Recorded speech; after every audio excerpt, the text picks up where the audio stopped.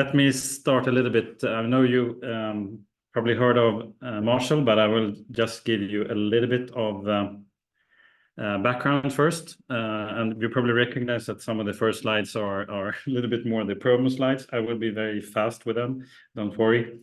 That's not the main point here. And what I will talk about is first a little bit on the group, then why we went into product discovery, a little bit on our initial setup that we've had, then also what we are working on right now to take the next step, and then the really tough part, the learning and the issues that I will be quite transparent that we're having right now, but we're for sure trying to solve, even though some of it is also accepting that not everything is in that sense solvable. All right, Marshall. We had a 6-year jubilee some 2 years ago. That was when we were still 2 different companies, but we were heavily involved with each other already then. We worked with Marshall since 2010 from the old Swedish company. So the Swedish company was then formed just 1 year before, and primarily focused then on colorful headphones, the Urban Ears headphones. They were a runaway hit. Things were so much easier then. It was still hardware, but this was basically doing headphones with the wire. The trickiest part we had then was that the wire, they broke. Things are definitely much more complex now. Then the overall ambition that we are communicating, this is for sure a riff on the Spinal Tap video for those who have seen it. That's going to 11. There will be a new version coming out soon, by the way. But it's really building something which is genuine and truly the brand plus the product. It's not either or. It's not that we are using products to show off the brand or the other way around, that we are utilizing a brand to gain recognition. It's one. I think we did quite well already before the merger, but even better now, we hope. And product discovery is an important part of that for sure. We've sold around 30 million products. We have 4 brands, even though for sure Marshall is way the largest one. Some 800 employees, many of them are in production. So otherwise it's around, let's see, 450, I think. Last year we did $360 million, around 4 billion Swedish SEK, with a continuous growth of 23%, I think. So we're doing really, really well still. Everyone is a little bit scared of this economical climate, but so far we are still doing really, really well. That's it. If you then just give a little bit of background of how our teams look like. We have around 150 people right now working on the product development side, reporting to me. And we are still, we are talking about product discovery today, but we are still working in projects. If we would have more software people here, I know it could be a no thing to say, but that is our reality. I will come into that a little bit later why. So the teams, there is the design team, which is industrial design, UX design, and packaging design. It's quite a large team. It's one of the larger, actually, design teams in Sweden, at least, if you go beyond the car manufacturers, etc., because they have a bit larger. So it's quite, and that's been the case from the beginning. The colorful headphones that we started with was almost purely design driven. Now we're talking about that we're product driven, but design is really a root to a lot of things we're doing. We have a product management team, and of course they are super important for all the product discovery work. We have project management as well, and they are working closely together, but those roles are actually quite well defined, so we don't have many issues between those. We have a special team, not a specific team in Milton Keynes working on the amplifier side. Acoustics, where it's worth mentioning that we are doing a lot more than can sometimes be perhaps guessed by external parties. We have acoustic team both in Milton Keynes, Stockholm, and Shenzhen. It's a quite large team. Then we're doing hardware parts, of course, software parts, quality compliance, the product introduction more locally close to the manufacturers, and sourcing. So pretty large organization now. Very quickly on location, Stockholm, of course, which is the largest location. Milton Keynes, really, really important as the root of everything from 62. We will never give up that place, and it's really, really sacred to what we're doing. Focused, of course, on amplifiers, but we are actually looking at doing potentially some things there as well in other areas. Shenzhen, for sure, the most important part, which for the closer to production, a small office also in Hong Kong, then our own production site in Ho Chi Minh City in Vietnam.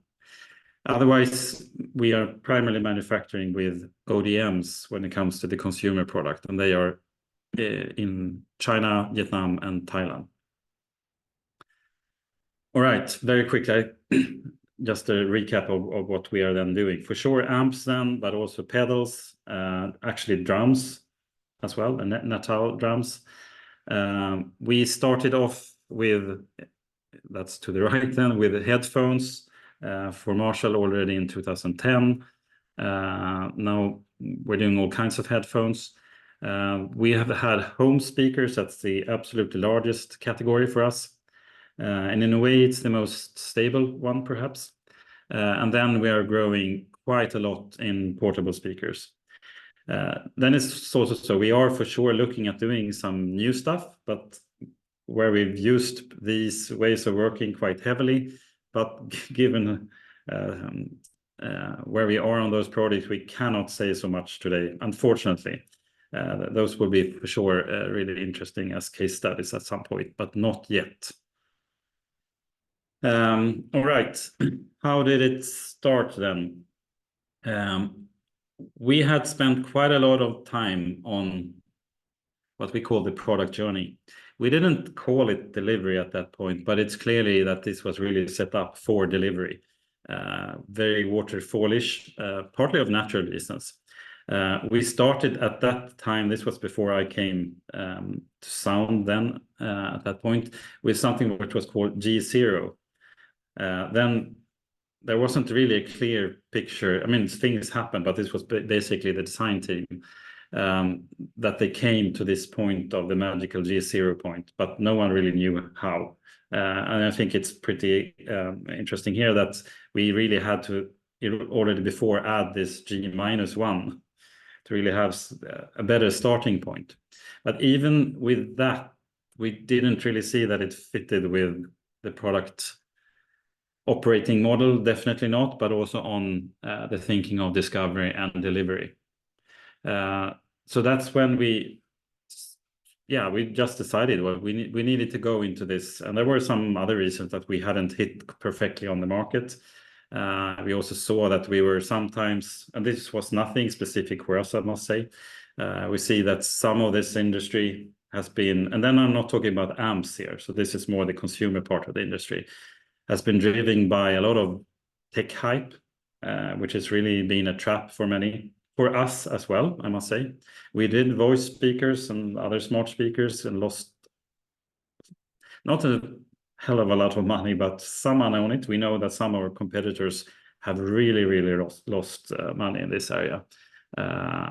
It's not because there's not a user need in a way for it, but it was just the way it was driven and also how it was promoted by some, especially Google and Amazon. And you find a lot of these now in the landfills of around the world, which is definitely not a sustainable way of thinking. But it was perhaps even more clear that there was no clear demand from our customers that we should have these features. We didn't really look at that at that point. Then why we didn't just completely directly just jump on all the theories that were out there was because of the situation with hardware. We knew we had to do something, but hardware is hard. Not as hard sometimes as some seem to believe. I mean, it's capital intensive. It takes time. then this is sort of the magical point for us when we start to mill in steel. It's definitely not as agile as otherwise. I mean, when you start, you have 4 weeks just waiting until you get down to the details. And even then, there's another point after that, which takes about 2 weeks to do textures, etc. So it is slow, and any change will cost you. It's about the same for the printed circuit board, the PCBs. There's no real opportunity to do an MVP here because, I mean, that's your chance. You can do it to a certain extent, but for sure not in the same way as for software. And bad quality will hurt you. We've definitely experienced some of that. But it's really the most important thing, what it is to have the right product. We've had cases, not only the voice speakers, but it just trumps everything else to have the right product. It doesn't, even if it's 6 months later, if we don't have the right product, it doesn't matter. So we have to get better at this. Then on this thing with time, it's actually so that software with hardware makes it even harder. It's not so seldom that actually is software which is the latest here. Typically a lot of complex setup with the different sub-suppliers, etc. Not only our own software team. And chipset manufacturer software and blah, blah, blah.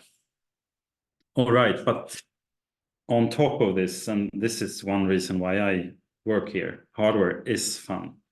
The recognition you get mostly from within yourself is this kind of feeling that I made this.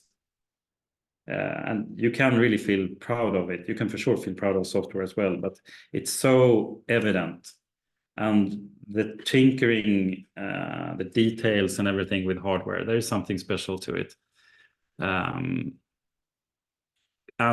there is also something, there's a reason why Apple wouldn't probably be the same if it was just only a software company. So that kind of loyalty that you will have with something which is in hardware is a bit different. Then it's for sure complex, but some of the complexity, or everything with acoustics, like on the picture up on the right corner, it is even that also really, really fun.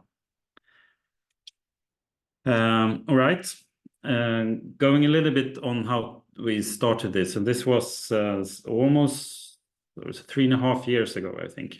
And then we called this guy, I think you know him, because I had some contacts with Chris before when with the work they had done with then for software with Spotify. But we started a little bit brainstorming, what could we do if we did this for a hardware company? We started with some education just to sort of get to learn the fundamentals, and then we went from there. And just to go through the setup a little bit, I think one of the absolute core principles that we're working after. So the quality is a little bit fussy here because I couldn't find the actual presentation.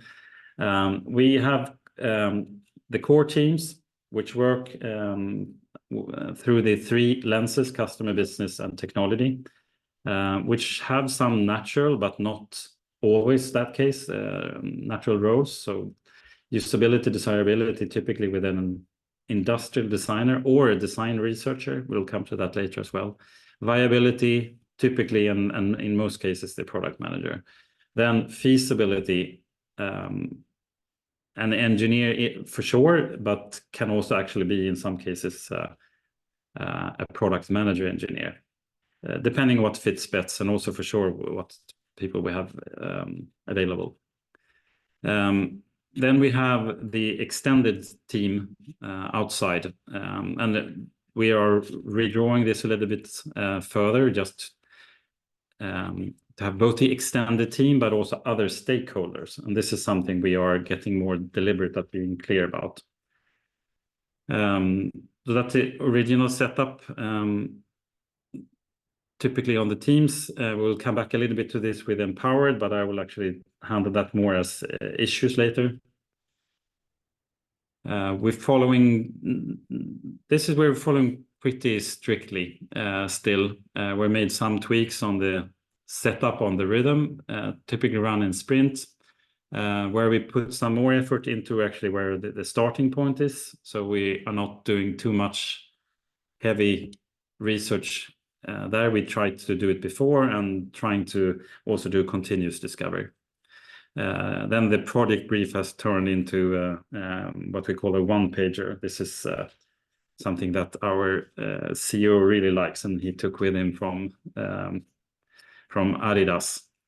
Then you have to sometimes have very small font, but it's still a one-page. All right. Otherwise, the starting point is that we have done some classical desktop research, typically as much as possible that we can have already from the start outside the actual discovery. We always have a lot of, perhaps too much sometimes, market data and sales input. We tried to do design research before actually going into more full discovery. We also trying to do tech roadmaps, really, really hard to update those. So in reality, we typically have to do some new rounds in the products, also competitor analysis. But then we have this special case where we quite often, but not always, have earlier generations, where we then spend a lot of time of analyzing customer feedback and all of that from those as well. And typically, we've already had that when we start. This is, by the way, the first speaker we did, the Hanwell, which is actually still one of the best, but way over spec'd. All right. And of course, the typical basic model we work after, that's definitely no surprise. The double diamond. And this we did before as well, but I think the way we have set up this makes the way of working in the process much more clear. So I would say it's more supporting working along these diamonds then. Otherwise, we typically have seen that you have this in your back of the head, but then trying to do it deliberately is really, really hard, especially this of avoiding to just run into solutions directly. That was definitely a thing we had before. So a little bit avoiding that thing. Don't just directly go into the solution. Then we're doing these things a little bit different. This is one example of working with exploration matrices, where we go through different opportunities and audiences. Then from the tech roadmap, different technology options. That's the risk then that you actually can go into solutions too early. So we are shifting a little bit how we do that. Then we do a discovery brief, which will be the starting point for the next phase of the work, which will then be more solution oriented. In reality, as you know, there will be circular movements between these. We've been quite deliberate. This varies between projects, but how we handle things like the opportunity mapping and ranking. And we've done some training there also with Teresa Torres, which works specifically on these kind of things. This is not Teresa Torres style opportunity mapping, so that was before. But it's just being very deliberate on that as well. Then, and again, this is not necessarily in this order. The ideation is more the way many, especially the designers and some other of the engineers, it's more of actually sometimes holding back. We really don't have a problem with the volume of ideas. It's almost mostly the opposite. So what we're trying to do here is trying to get them clear on focusing on pain points or some of these opportunity spaces that we have. Then I think it's a little bit hard to capture in a process like this, which is really the part of what we're doing. And this goes back and forth, and you see it everywhere. Even to some extent, before we actually talk about solutions, there are certain parts that will always start with different kind of prototyping. And this is what many, of course, love of this. The hardware is fun part of things. So we spend a lot of time here. And again, we will go back and forth between different parts. And To the left is typically how my reward can look with different things we've looked at in various forms. They can be super large. I think what's a funny thing how some of these things shifted with COVID, whether it's for good or for bad always, I don't know, because I mean there were physical limitation of how much we could put up on walls sometimes.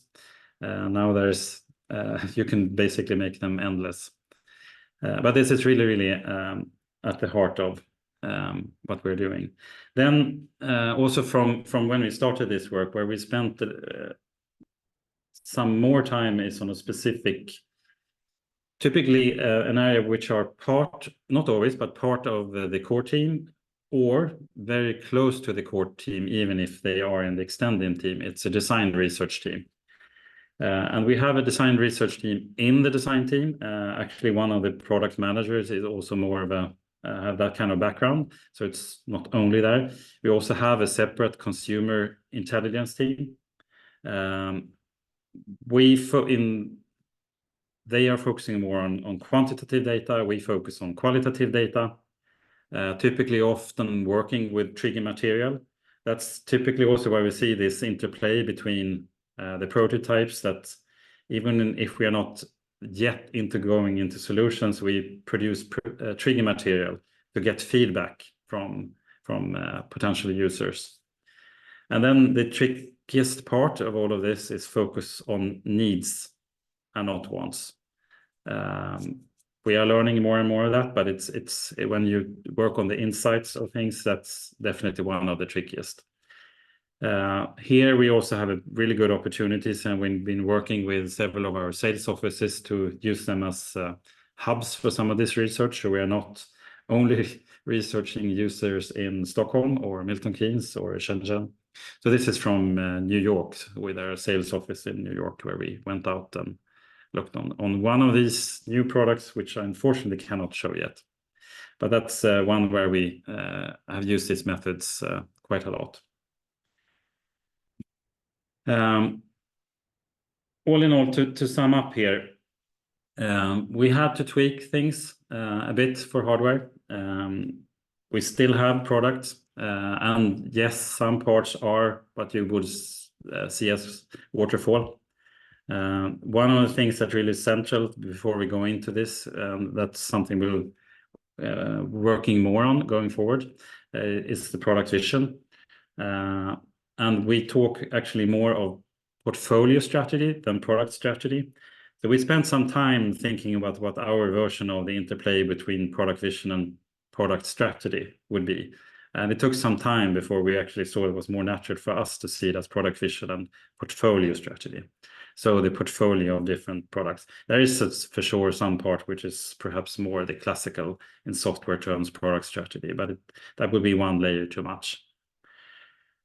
Then I just wanted to show a few things what we are looking at now, and this is really just really work. Some of it is work in progress. This is a huge picture just to show exactly where we are. This is almost a snapshot of what we're talking about today, because we are going into a situation where we know we need to go much more in details on requirements of a lot of different reasons. We don't want to do that in a way that makes things to old style engineering and waterfall. So we won't use all of this. Don't worry. That would be too much, but it's just a little bit of the things we are exploring. We definitely see this with product vision as absolutely essential here. We are looking at ways of expressing things more clearly from the insights in terms of the user context. We did that before as well, but it's something which we have learned is very successful in a way of conveying what the vision itself, but also giving clarity to the teams, especially when you have empowered teams. We are spending some time. This has been going back and forth with when it comes to jobs to be done. Right now, we are trying out that in a little bit new way. We've tried before with the value proposition canvas for some of these things. We'll see a little bit where we land there.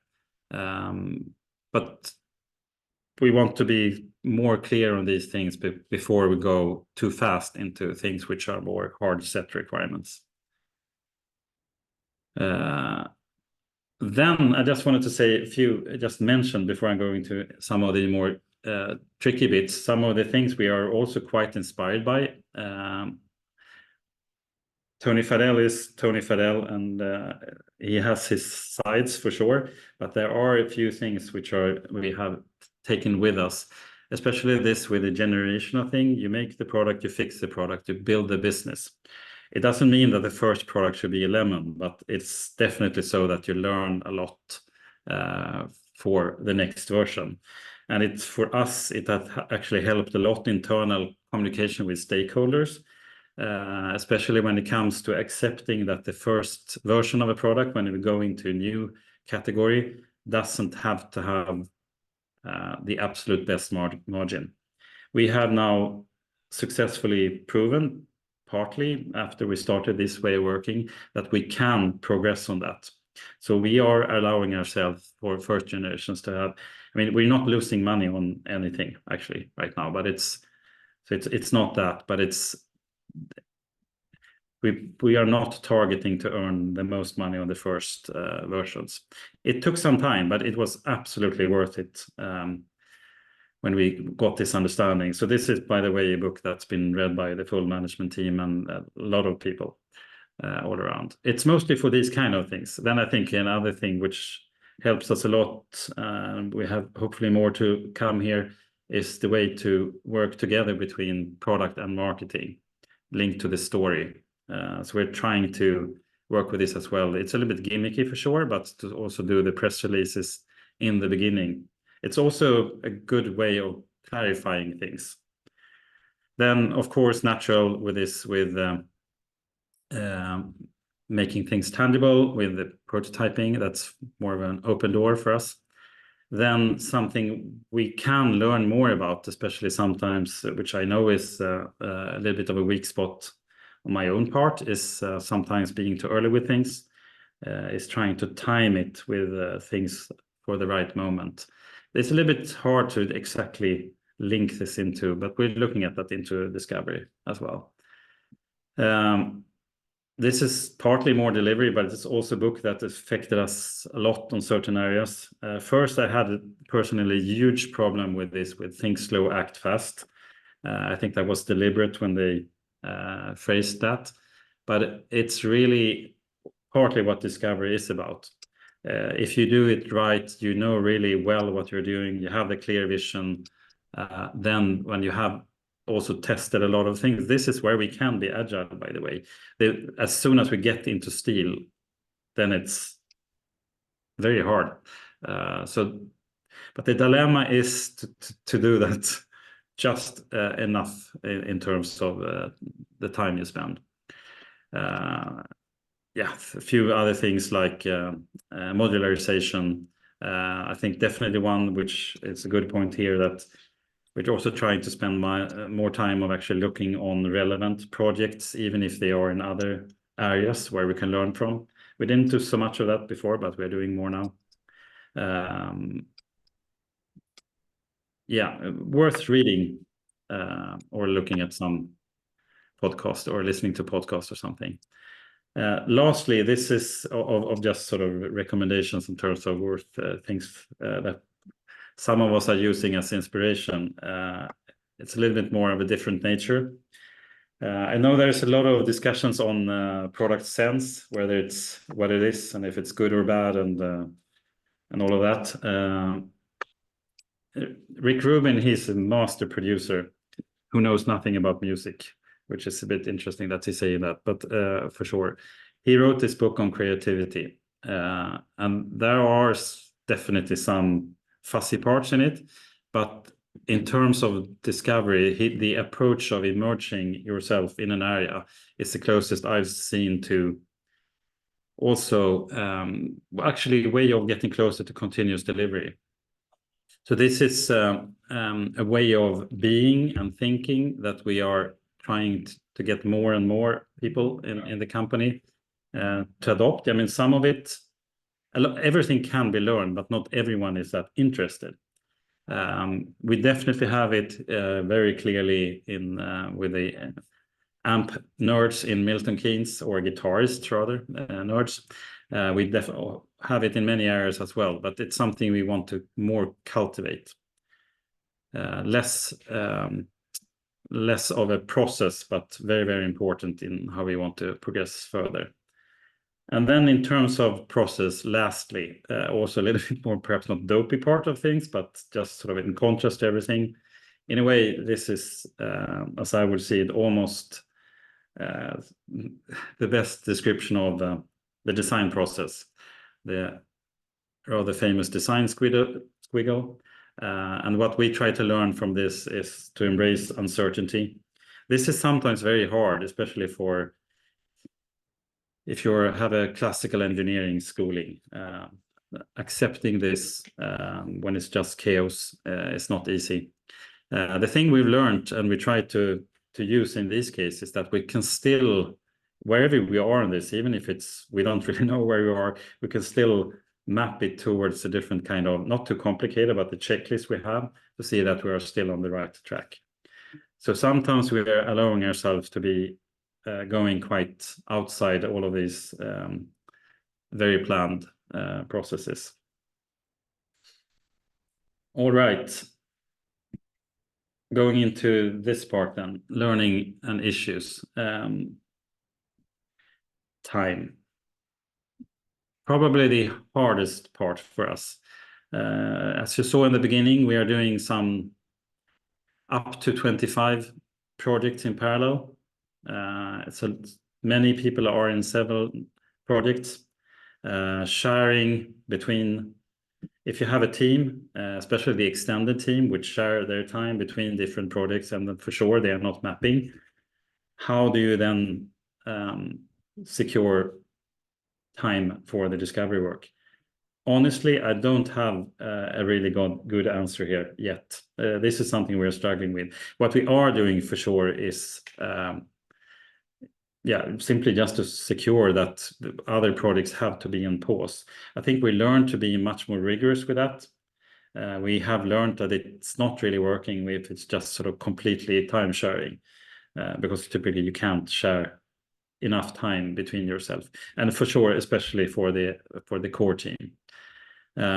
We also spending some more time on actually doing the planning of when you have time. So not just running in there, and also then replanning other projects.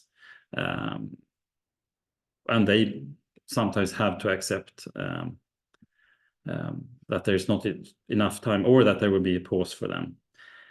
We also made decisions to, when we see that it's just lingering too much, so that we actually then also pause or stop discovery work, because it can be quite demotivating to have discovery is supposed to be fun. It is fun. But if you don't have that focus, if you don't have the speed and pace, then it can be everything else. Empowered teams. Very easy to say, everyone agrees. It's not always so easy in reality. We are spending a lot of time, and we need to spend a lot more on this with the vision and clarity. Without that, we won't have the autonomous empowered teams. We definitely we're a lot better than we were before, but the trust issues, not only hierarchically, sometimes definitely between teams, both in the product teams, but also between marketing, sales, whoever. Without the vision and clarity, the sync between teams will also become much more problematic. With the way things are, and it's partly different from with the hardware company, but I think you can for sure find some of this also in software. There are so many stakeholders affecting the outcome, and that can make it hard to put everything in terms of driving the outcome and making decisions on the shoulders of a few people in this core team. So some of these things are quite hard to have in reality. Linked to this, but also this with timing, we can come into analysis paralysis with a lot of overthinking. I think the main thing here is when we are not doing clear time boxing. The sprints are supposed to be, as we talked about in the beginning, with the rhythm. But if it's going too slow, or if we don't have enough time with the teams, you can set it longer, and it has some effects on how you actually spend too much time, or actually you a little bit have this willpower fatigue. And then it's sometimes always a little bit too easy to think about we have to add another sprint to get further. And maybe you need it, but it's sometimes a little bit too easy in a decision. All right. When it comes to decisions, here, and I'm sure one of the hippos here. So I mean, you have to be very careful with that what you say can be seen sometimes, even if you don't expect it to be as the opinion, because there will always be opinions that you should go for. Data-driven, yes, but I mean, it's just too complex. So we come to accept that everything is an opinion. It's just that we have to balance the opinion in the best way and driven by ideally then the core team. We definitely have some Swedish consensus issues here as well. And there's almost also so sometimes that it can be a relief if someone has the opinion, whether it's a hippo or anyone else. And I guess sometimes also you wonder of what is Elon Musk doing right? It wouldn't work here, but it's not an easy field this with decisions. I think we are getting a lot better here as well. And sometimes you just have to make this hard decisions in whatever way to get further. All right. To sum things up a little bit, what have we learned? If we are looking on the outcome, and unfortunately, again, we have some things coming out where we believe we can really show how things have worked really well here. But already what we have now, we are clearly seeing that we are hitting the market better with our new products. And that is the essential part here. We have had almost none unsuccessful product out the last 4 years. There are some which are not idle in certain ways, but it's not like it's a much higher level of precision. It doesn't mean we will always be there. I'm quite sure we'll make some which is not working. Otherwise, we would be in the wrong field. What is the case though, it is taking longer time than we had anticipated and we want for. That's also why we are still experimenting and learning on many of these things. And we try to, that's really where we put our focus right now. How can we get better at it while still doing it faster and more predictable in the early phases? And I don't know, I just felt I had to add this thing on AI. We are not using AI much for actually product discovery, except for we're doing it a lot tactically for generating images, analyzing some specs and things like that. But it's not really that we found yet any way of integrating it in the workflow.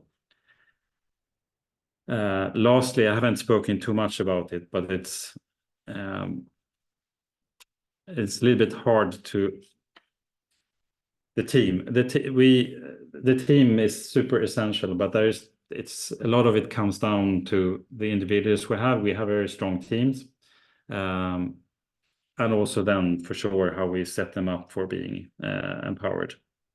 And the main lessons learned there is that we have to be clear from management in how We support them, trust them, and allow them to drive the outcome and make crucial decisions. All right. That sums it up for me for now, for the presentation part. Fantastic. Thank you, Gustaf. Such an insightful presentation. Let's open up for questions. And I think we can just do two ways of posing questions. So you could just unmute and pose your question, or write in the chat, in the Zoom chat, if you have a question to discuss. I can start off with the first question. What do you think was the kind of the biggest roadblock to get this new ways of working in place? What was the main friction point, or friction points, to kind of change things? Yeah, the boring part there is time then, as I mentioned before, which was sort of more of a very practical problem. But it's always been our, it's really our true bottleneck. We really do a lot of things in terms, I mean, our product portfolio is on the size, not fully, but I mean, getting close to JBL. Think we have more products than Bose, for instance. We are way smaller. Super cool. Yeah. Way smaller. So we have that kind of efficiency, even though I say that we're sometimes a little bit slower than we want. We have that efficiency. But that also means that our slack, our ability to focus is limited by that. So that's a practical way. Then I think it just sometimes takes time to convince different disciplines in a different ways that you can have being hesitant to working in this way. Engineering can have their classical, this is not how we've been working. Designers can have that they need to open up for creative freedom from other areas, including users, which is not always easy. Typically, I went to both engineering and design school. You learn all these, not all these, but there were similar methods in design school. Then you start to work and you have this time pressure, and it's easy that you forget some of that, and sort of just the push of projects all the time. You don't have time there as well. So this being forced into going back to that thinking can sometimes be so there's some reluctance. I don't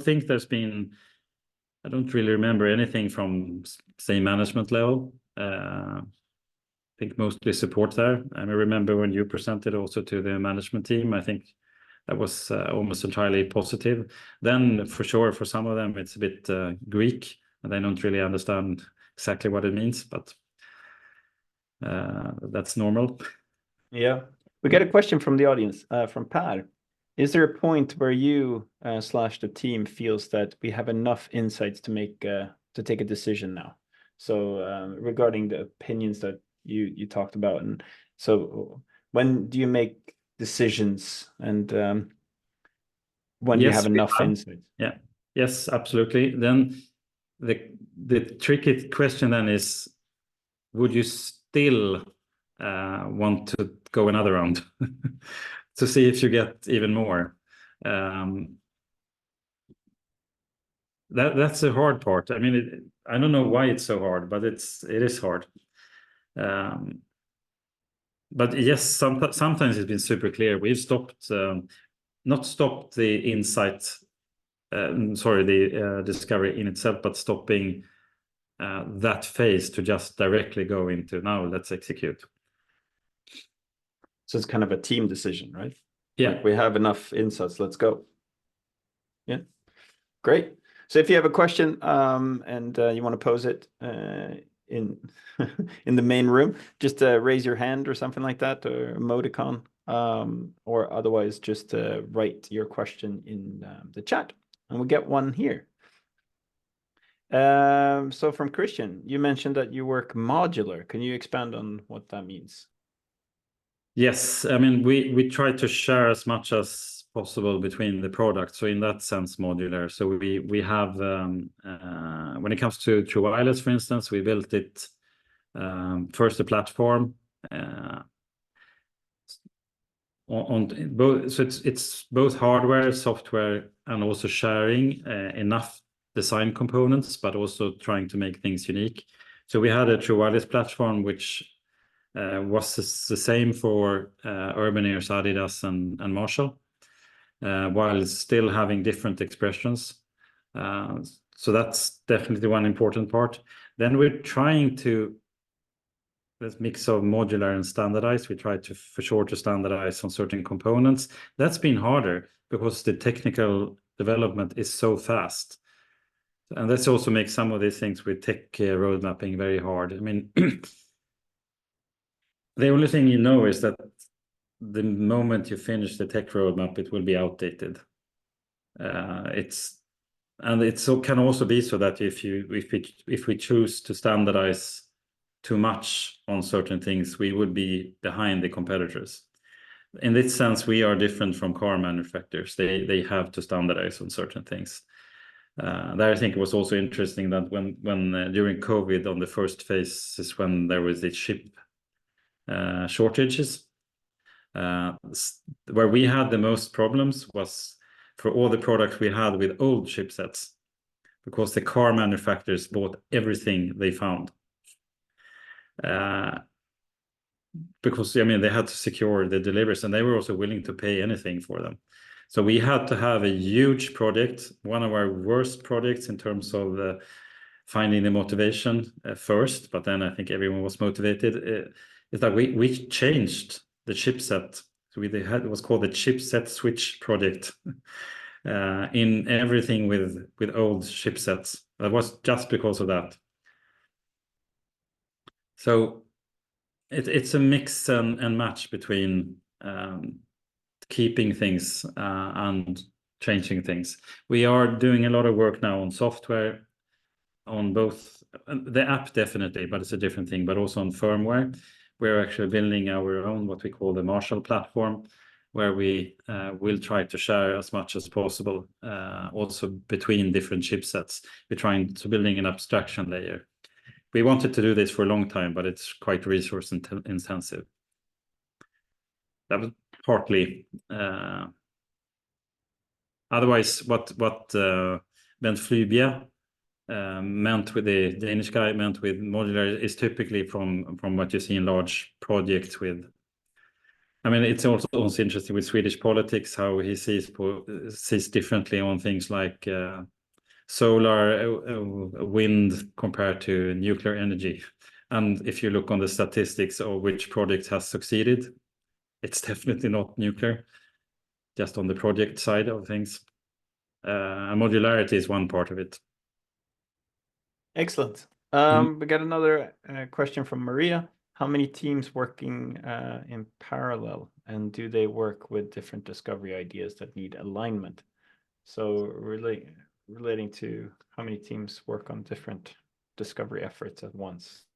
So yeah, as mentioned in the beginning, we have some 25 projects ongoing. So in that sense, there will be 25 teams. Definitely not all of them. That would be completely chaotic, or in some kind of discovery. I would say that we have maybe 3 parallel discovery projects. Will increase a little bit with Milton Keynes and AMPS. So we are doing discovery training with them right now. So they are really interested in this, actually. They will for sure do it differently because it's a quite different way of working. But so that will increase a little bit. So around 3 parallel discovery processes, whatever you call it, running in parallel. We've had perhaps only one case where we've had discovery that had to have alignment. Otherwise, it's typically that they are in different areas, and otherwise we are in different phases. that's hard. We try to avoid that. It's all even so that in right now, actually, recently made a decision to postpone that a bit, where we had two parallel type of projects which could have had two different processes. Because it's just too complex. It's also that we want to share as much as possible between the projects. And we actually made a decision to actually then postpone one of the products. And it's much better to see that sequentially, and inherit and also build on things like, then again, modularity. So sharing as much as possible, and rather seeing it as a little bit more of a passing the baton between these different projects instead. Perfect. We got one more question from Christian. So you mentioned it briefly, but I ask anyway, if you could change anything in the company tomorrow, what would it be? Maybe you can't be fully transparent there, but though in terms of discovery or other things relating to your way of work.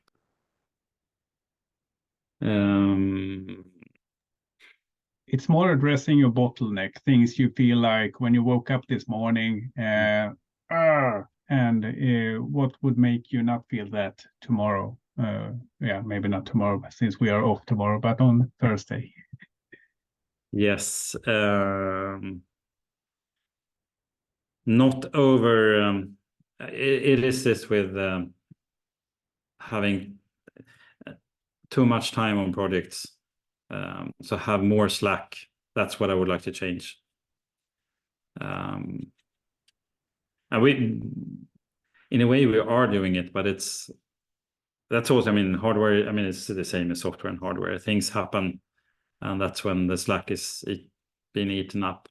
But it's having even more of that. So we can focus more, have definitely more room for open innovation. We have some of that. It's not so that we don't have any room for that at all, but it's we could do well with more. But that will be the most important thing. Then, but that wouldn't be an overnight thing. We have to train on what it means with empowered teams as well. It's not easy. I tried to read up a lot on it, and it's what is clear there is that it's not that well studied actually. What you have to do in practice to make it work, and I mean, it's partly psychological. And just from my own part, I need to know when to let go of things, but it can also be that, I mean, it's not. I don't see it as completely forbidden for me to sometimes, very few occasions, but sometimes go in and ideally help making decisions, or worst case, make a decision. Because sometimes we let things run too far, and then it's a very, very few occasions, but it might be okay to do that. But again, I know it will have a cost in terms of trust. So you have sort of your book of how much of that you can spend, and then you have to repair it afterwards. Yes, wise words. And a question for me, so who owns the product discovery approach and the kind of way it works, and how do you make sure that new employees, for instance, understand this way of working, and then like what's your kind of structure to create alignment in terms of your product discovery approach? And that's been who owns. In a way, we have a product operation VP now, Carola, that you worked with. She owns the process part of it. The actual decision on what to do for discovery, etc., that's for sure the product managers. And in a way, the idea of product discovery is also owned by that team, the product management team. So it's a little bit two-faced in that sense. Great. And then another question, what do you think is your secret sauce? So you mentioned that over the last 4 years, you've had great success in terms of the products that have gone to the market. What would you say is your secret sauce? One or two things relating to your culture and ways of working and whatnot. The most important thing is that it's, even if it's been very, very high pressure sometimes, it's still fun. It's most people here are really sort of it's in the almost sort of it, and even more so I would say in Milton Keynes, but it's sort of part of their soul almost, and that can be a danger sometimes, but I think it's mostly positive right now. We are doing a lot of things, but we're not pushing people. So I mean, people drive themselves more than the other way around. So there is intrinsic motivation clearly, but the fun part is the absolute most important part. Then we do certain things which I didn't talk almost at all about today, but all the efforts we've been doing in sustainability has been a really strong motivator. We have chosen not to boast really about this, and we really do not want to do greenwashing. That's not why we do it. We do it because we really think it's the right thing. But an indirect effect, again, this has not been so shrewd in that sense, but an indirect thing is that it definitely is something that motivates people. And it's also so that some of the best people that we've been looking for in recruitment, they probably wouldn't have gone here, because it's still so that we put out hardware. And that has an effect on the environment. And the thinking there is what we will try to do it with as small impact as we can, both in terms of longevity, materials used. It's our default is recycled materials. So you need, in that sense, it's relatively top control, but you need an excuse not to use recycled plastics, for instance. Otherwise, I mean, some of the latest products, they are almost 100% recycled plastics. Now we're putting a lot of focus on electronics and so, but so that's only that is a strong motivator for many people, especially designers. Many designers wouldn't like to work here otherwise. That's amazing, and kudos to you for taking this so seriously. But I would like to double click on fun as well. So how is fun manifested at Marshall? How, when you walk around the office, how do you see fun? Sorry, I have to do an emoji on one of the comments here. That's fine. Everyone with on the PV Classic 50, everyone that has amps typically has several brands. That's completely fine, as long as it's not a Fender. Fender is okay if you do country and things like that. All right. It's a different tone. So I mean, that's why you have different amps. Some do all of them, especially the digital ones, but there is something and fun, how it manifests. It's stuff everywhere. People build things, people show things as often they can in physical prototypes. Otherwise, even if we have the Miro boards, we still do things on walls. We have actually, a little bit after we came back, we started to build extra large cork boards to almost like sort of redo Miro physically. So all of that shows the sort of the fun part of creating. So that would be the main manifest. Then it's definitely, but that's a little bit more superficial in a way, but everything that we do with a lot of local activities in all the different offices here in Stockholm and in Milton Keynes mostly, but also in some of the other offices. There are a lot of bands playing here and other activities. Only this week there are actually 2 events, one with GAFFA, and then a band playing here on Friday. So a lot of that. But I think the essential part of this, all this stuff, all the prototypes or everything, that's for us product people. I mean, sure, it's different for the other disciplines, but that's sort of the epicenter where we find the fun. Amazing. Thank you. I think let's see if there is one more question. We'll leave room for silence here. If no one has one, I will actually have another one. But I feel Yes, go. guilty just throwing Go. them. Mm. And since I own the PV Classic, I feel extra guilty here, but it seemed okay. It's an amplifier for the rest of those that haven't played the guitar. Okay, but you have huge amplifiers that rock the world, go all the way to 11, as we know, not only stays at 10. And you also have headphones. And what would you say distinguishes or is the difference between the discovery process of those? It almost feels like the large amplifiers is like B2B.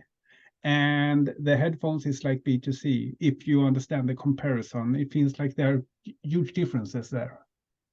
There are, but there are absolutely things you can learn from both sides. I think doing the large amplifiers, a lot of, if we talk about valve, that's a lot of tinkering.